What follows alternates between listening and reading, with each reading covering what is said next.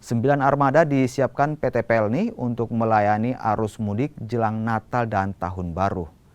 Tidak ada kenaikan tarif angkutan kapal penumpang dari PT Pelni untuk tahun ini. Sementara tiket yang terjual juga sudah mencapai 500 tiket kapal. Pembelian tiket secara daring juga dilakukan untuk memudahkan sekaligus mengurangi antrean di loket. PT Pelni mencatat tujuan terbanyak ke Ambon, Maluku dengan lonjakan mencapai 60% saat libur Natal dan Tahun Baru.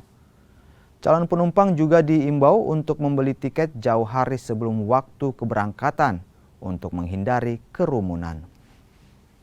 Juga kami mengharapkan kepada calon penumpang yang akan mudik untuk membeli tiket itu jauh-jauh hari sehingga tidak terjadi penumpukan di loket. Dan juga PLN itu sudah mempersiapkan penjualan tiket secara online. Tidak usah langsung ke loket, bisa melalui travel juga bisa.